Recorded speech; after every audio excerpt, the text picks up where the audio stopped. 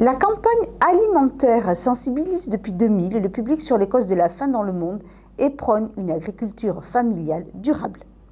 Mercredi soir, la nouvelle association soustaunaise Graines et Partage Escambis proposait une discussion autour d'un documentaire sur l'agroécologie. Regardez.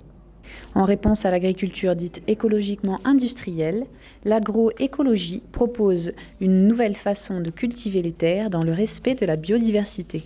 Depuis à peu près 4 mois, on prépare cette soirée avec avant tout un film positif qui est sur le renouveau de l'agriculture partout dans le monde. Et on voudrait voir transposer ce renouveau dans les Landes. Alors le film est un exemple justement de toutes ces solutions qui sont développées par des ingénieurs agronomes partout dans le monde. Aujourd'hui, il faut préparer l'avenir, la transition.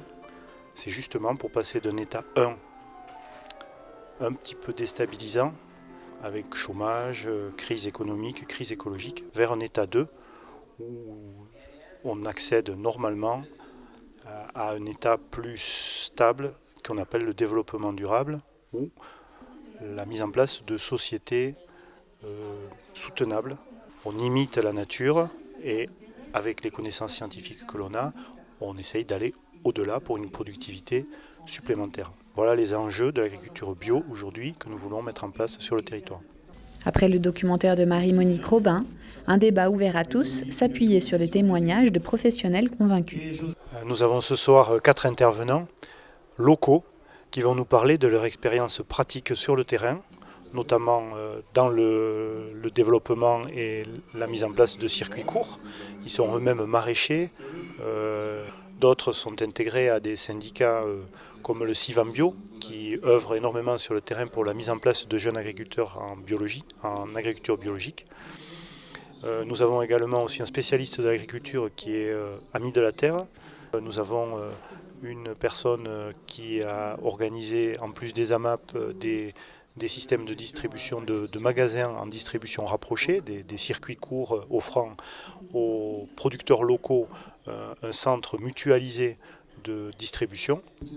Enfin, nous aurons un spécialiste de la restauration collective qui va nous parler justement de l'introduction de la nourriture bio dans un contexte à la fois réglementaire et à la fois très important pour la formation du palais de nos jeunes, mais également la satisfaction gustative de nos aînés au sein des EHPAD. On arrive aujourd'hui à des pointes de 6200 repas jour avec 4800 repas scolaires. Et la volonté de la communauté de communes, c'est la 4e année qu'on est ouvert, ça a été de favoriser les produits locaux. Donc dans cette démarche, il y a le bio qui fait partie, qui a une grande partie et qui a sa place, mais il y a aussi les produits labellisés. Cette démarche d'information qu'on va récupérer comme ce soir, tout ça, c'est de développer plus le bio sur le territoire et de travailler un peu plus de bio. Aujourd'hui, on travaille 22 à 26% de bio, je dirais, pour le culinaire. Je pense que demain, on peut aller encore un peu plus loin. Désirant communiquer et faire avancer ces nouvelles pratiques agricoles, l'association a mis en place des actions concrètes.